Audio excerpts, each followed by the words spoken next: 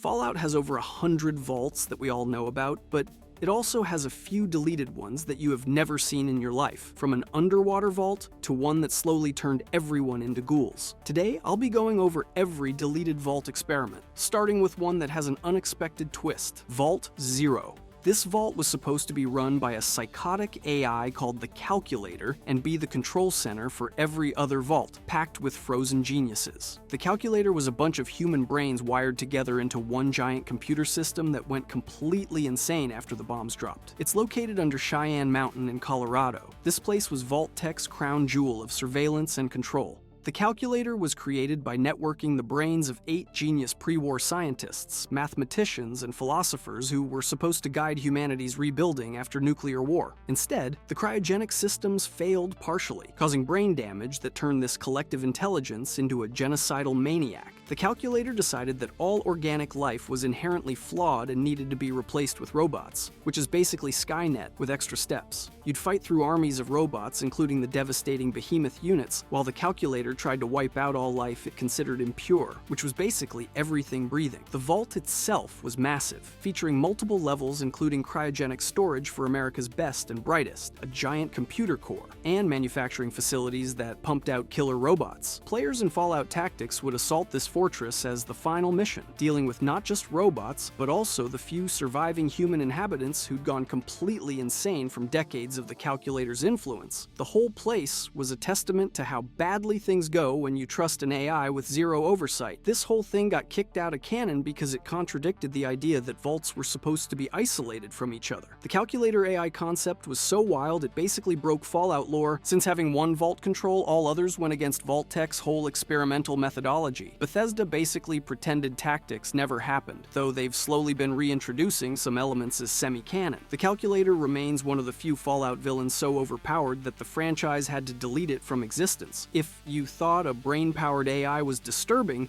wait until you see what was lurking underwater. Vault 120. Vault 120 is an underwater vault where a giant sentient octopus runs the whole show. Todd Howard himself confirmed in a Reddit AMA they were working on this BioShock-inspired fever dream, where you'd take a submarine 20 leagues under the sea to find a vault controlled by a mutated squid overlord. The quest was literally called 20 Leagues Under the Sea, because apparently nobody at Bethesda had heard of Subtlety. The vault would have been located off the coast of Massachusetts, accessible only through a quest involving fixing up a pre-war submarine. Once you got there, you'd discover that Vault-Tec had been experimenting with marine mutations and intelligence enhancement on cephalopods. The original overseer had somehow merged with or been replaced by this hyper-intelligent octopus that now ran the vault through a combination of technology and tentacles. You'd navigate flooded sections fighting marine mutants, while this tentacled overseer probably gave you philosophical speeches about evolution and adaptation. The concept art showed disturbing human-octopus hybrids that were supposed to be the vault dwellers who'd undergone partial transformation. Some residents would worship the octopus as a god, while others formed a resistance trying to escape to the surface. The whole thing would have featured unique underwater power armor modifications and weapons designed for aquatic combat. The technical challenges of making underwater combat not suck in Fallout 4's engine killed this one dead. The Creation engine already struggled with regular water, and adding complex swimming mechanics, underwater gunplay, and tentacle physics was apparently too much. Files for Vault 120 still exist in the game code, including references to the Octopus Overseer and submarine assets. Modders have tried recreating it, but nothing captures the sheer insanity of what Bethesda originally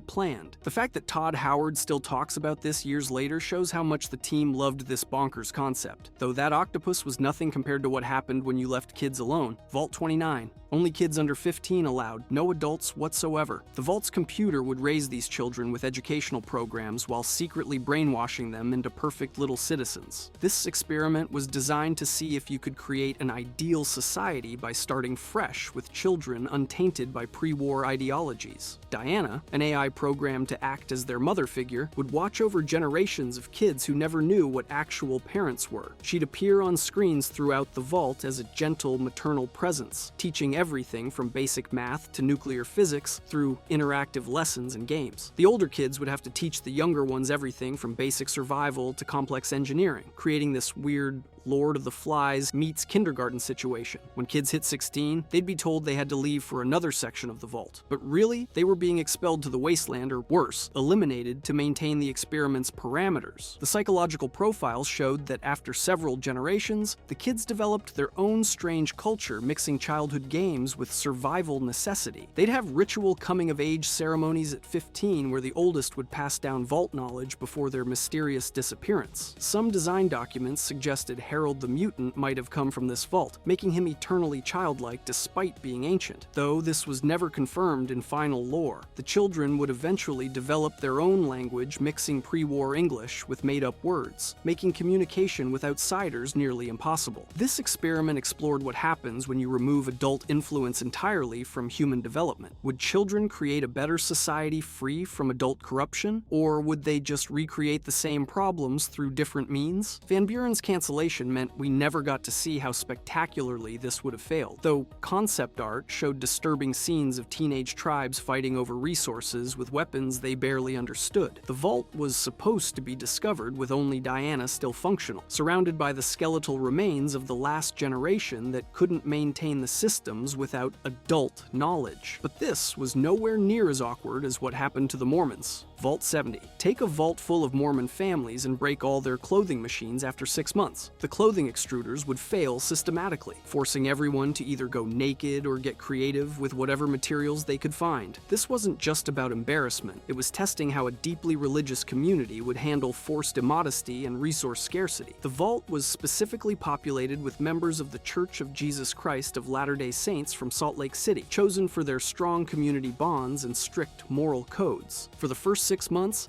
everything would function normally, allowing the population to settle into vault life. Then the jumpsuit extruders would fail, followed by the water recycling systems that cleaned clothing, and finally, even the equipment that could repair fabric would break down. Within a year, the entire vault population would be dealing with rapidly deteriorating clothing with no way to replace it. The experiment monitored how religious communities adapt when core tenets of their faith become impossible to maintain. Would they abandon modesty rules for survival, create new religious interpretations to justify their situation, or find innovative solutions? The vault's chapels had cameras everywhere to record how religious services changed when the congregation was increasingly underdressed. Some residents tried making clothes from food packaging and medical supplies, while others formed nudist sects, claiming this was God's plan for New Eden. The survivors supposedly founded New Canaan after leaving the vault, which actually made it into Fallout New Vegas as the home of Joshua Graham, the Burned Man. They'd adapted by becoming master craftsmen and traders, turning their forced creativity with materials into a survival advantage. The experiment data showed that faith communities could rationalize almost anything if it meant group survival, with new scripture interpretations appearing within weeks of the crisis. Black Isle Studios was really pushing boundaries with this one, planning uncomfortable dialogue trees about nudity and faith that no rating board would ever approve. If you thought religious nudity was uncomfortable, the next vault will make your skin crawl literally. Vault 6. Every single day, this vault would leak just enough radiation to slowly turn everyone into ghouls. The doors would seal permanently, trapping residents in a slow transformation from human to zombie while they watched each other deteriorate. The experiment was studying the psychological effects of gradual ghoulification on a closed population. The radiation would start at barely detectable levels, just enough to cause minor health issues that seemed like normal vault system problems. Each day, the dose would increase by tiny increments, calculated to take exactly 10 years to reach full ghoulification levels. Scientists inside would document the transformation process while probably going insane themselves from radiation poisoning. They'd track when residents first noticed their skin changing, how relationships shifted as people became more grotesque, and at what point humanity gave way to feral behavior. The vault would eventually become a massive ghoul nest, with feral and intelligent ghouls fighting for control of the irradiated sections. The intelligent ghouls would form their own hierarchy based on who retained the most humanity, while ferals would be locked in lower levels that became increasingly dangerous. Some residents would embrace the change, seeing ghoulification as evolution, while others would create increasingly desperate attempts to reverse the process. The medical bay would become a horror show of failed experiments as vault doctors tried everything from blood transfusions to radical surgery to stop the transformation. Fallout Extreme was supposed to take the series to China and Alaska, and this vault would have shown the global scale of Vault-Tech's sadism. The game would have featured vehicle combat and massive world maps, with Vault 6 being a major story location where you'd discover evidence of Vault-Tech selling experiment data to the Chinese government. The game got canned when Interplay couldn't fund it, taking this radiation chamber and the entire Extreme premise with it, though that was nothing compared to the executives who caused all this. Corporate Vault. Vault-Tech executives built themselves a luxury bunker where they could continue their sick experiments after the apocalypse. These were the actual monsters who designed all the other Vault experiments, now using Wastelanders as test subjects for whatever twisted ideas they couldn't implement before the bombs. The Vault had technology decades ahead of anything else in the Wasteland, including matter replicators, advanced medical facilities, and a working Gek that they used to maintain a paradise for themselves. The executives lived in obscene luxury with pre-war food, entertainment systems, and even reconstructed golf courses while the wasteland burned above. They had detailed files on every single Vault experiment, watching the results through hidden cameras and satellite uplinks, treating human suffering like a reality TV show. These executives weren't just observing, they were actively continuing experiments on captured Wastelanders. They'd kidnap people to test new FEV strains, psychological torture methods, and cybernetic enhancements that were too risky to try pre-war. The Vault had a massive testing facility where Wastelanders would be subjected to experiments that made the Institute look humanitarian. You'd find rooms full of failed test subjects, some still alive and begging for death, others transformed into unique abominations. You'd fight through their private army of super mutants, each one a custom creation with specific modifications based on decades of FEV refinement. The security systems included weaponized robots built from experimental prototypes, energy weapons that could disintegrate power armor, and automated defense turrets that learned from combat patterns. The board of directors at the Vault's heart were so modified with life extension technology that they barely looked human anymore, more machine than flesh after 2 centuries of upgrades. This Vault represented the ultimate corporate evil surviving nuclear war to keep torturing humanity. The final boss would have been the CEO of Vault-Tech himself, transformed into a cybernetic monster still wearing a pre-war business suit, giving a speech about quarterly earnings while trying to kill you. Brotherhood of Steel was so bad, it got memory hold from the franchise, taking this peak capitalism nightmare with it, and probably for the best since it was almost too on the nose. But even evil executives couldn't control what happened in the garden.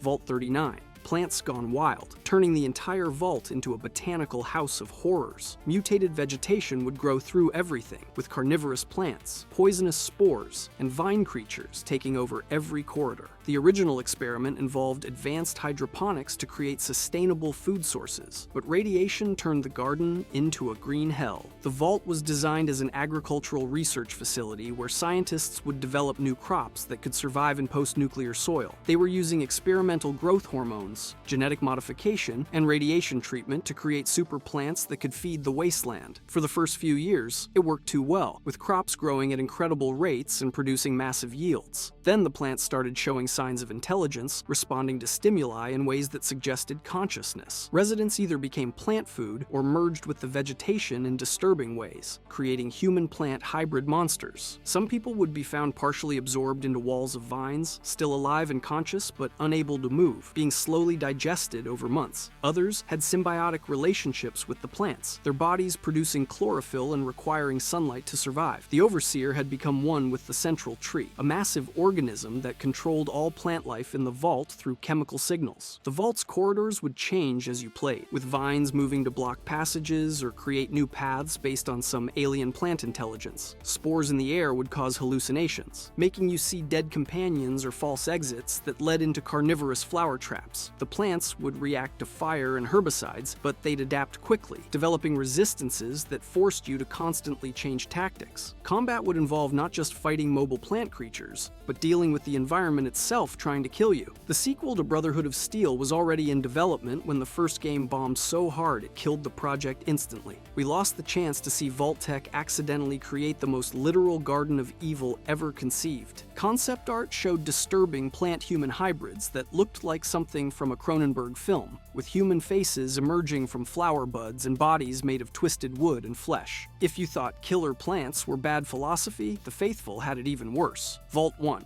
The control vault that wasn't actually a control vault, designed to test faith versus adversity. Religious leaders would maintain perfect conditions for decades before manufactured crises tested whether paradise or hardship created stronger believers. The overseer was secretly an atheist sociologist studying religious behavior under controlled conditions. The vault contained representatives from every major world religion living in enforced harmony: Christians, Muslims, Jews, Buddhists, Hindus, and dozens of smaller faiths were forced to share spaces and resources while maintaining their distinct practices. For the first 20 years, the vault provided everything needed for each faith to practice freely, with separate worship areas, dietary accommodations, and religious texts. The overseer would document how different faiths interacted when forced into close proximity without external pressures. Then the experiments began: food shortages that could only be solved by violating dietary laws, water rationing during religious washing ceremonies, medical emergencies on holy days when certain faiths forbade work. Each crisis was carefully crafted to force believers to choose between survival and doctrine. The overseer would secretly sabotage systems to create artificial disasters, measuring how faith communities responded to seemingly random suffering versus obviously orchestrated tests. The vault's chapel levels became a battlefield of theological debate as each crisis drove wedges between faiths. Some groups formed syncretic religions combining elements from multiple traditions, while others became fundamentalist, viewing the disasters as punishment for tolerating false beliefs. Secret recordings showed religious leaders meeting to coordinate responses, some maintaining faith through reason, while others descended into extremism. The experiment data tracked conversion rates, violence between religious groups, and the emergence of entirely new belief systems. Documents suggested this vault would explore whether religion was stronger when life was easy, or when people needed something to believe in during dark times. The results were disturbing, showing that moderate believers became extremists under pressure, while extremists often lost faith entirely when their prayers went unanswered. Van Buren had ambitions to tackle heavy philosophical themes that mainstream Fallout wouldn't touch, until New Vegas brought in Joshua Graham and Daniel, though even religious warfare paled compared to biological warfare.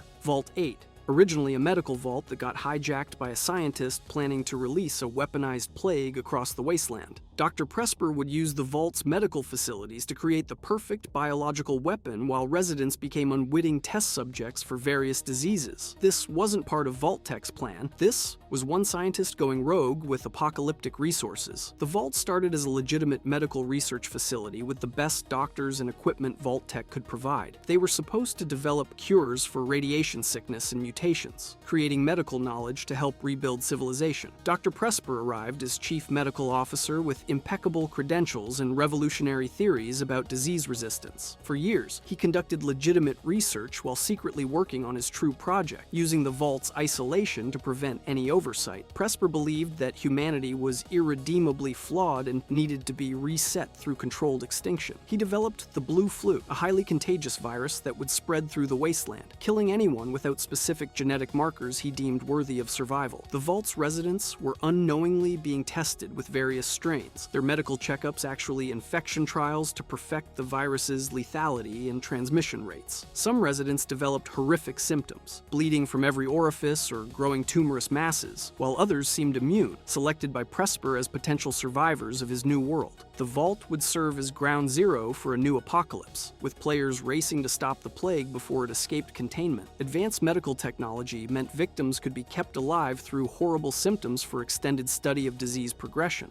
The medical bays would be filled with residents in various stages of infection, some begging for death, while others had been modified into carrier organisms designed to spread the plague. Presper had contingency plans including aerosol deployment systems and infected creatures ready to carry the virus across the continent. This storyline actually influenced parts of Fallout New Vegas's Old World Blues DLC with its mad science themes and biological weapons. The think tank's experiments and Dr. Mobius's plans echo Presper's megalomaniacal vision of reshaping humanity through science. Van Buren's death meant we lost one of the darkest Vault stories ever conceived, though elements appeared in later games with the Enclave's FEV plans and the Institute's replacement theory. But nothing compared to where it all began. Vault Prototype, the original test vault where Vault-Tec tried out their worst ideas before implementing them elsewhere. This experimental hellhole had modular sections that could be reconfigured to test different tortures on the same population. This was Vault Zero, in the worst way, the proof of concept for every horror that followed. Built before the Great War as a demonstration model for the government, this vault was never meant for survival, but purely for testing experimental parameters. One day, residents would wake up in a freezing vault with failing heating systems. The next, it's blazing hot with no water. Then suddenly there's no food for a week just to see what happens. The modular design meant walls could move, creating new layouts that trapped residents or forced them into conflict. Vault-Tec engineers would watch from hidden observation rooms, taking notes on breaking points and psychological collapse. The prototype tested every system that would later appear in other vaults. The sonic experiments from Vault 92, the white noise from Vault 95, the drug testing from Vault 106, all got their first trials here. Residents were basically lab rats for every sadistic concept Vault-Tec's designers could imagine before rolling them out to other vaults. The population was selected specifically for their psychological profiles, choosing people who would provide the most useful data when subjected to various tortures. The worst part was that residents signed up knowing it was experimental, told they were patriots helping America prepare for nuclear war. They thought they'd endure some discomfort for the greater good, not realizing they'd signed up for systematic torture. The vault's logs showed residents slowly realizing they weren't heroes, but victims. Their growing horror as experiments became increasingly inhumane. Some tried to escape only to discover the prototype vault had the most advanced security systems Vault-Tec ever designed, later simplified for mass production. The prototype vault proved that Vault-Tec was evil from day one, not corrupted over time, but designed for cruelty from the start. Every cheerful Vault Boy image was created while Vault-Tec executives watched people suffer in their prototype, refining their torture methods for maximum psychological impact. Like everything else in Brotherhood of Steel, this got buried when the game failed harder than a perception check in power armor, taking with it the darkest origin story in Fallout history. If you enjoyed this video and want to see every cyberpunk legend explained, click the video on screen.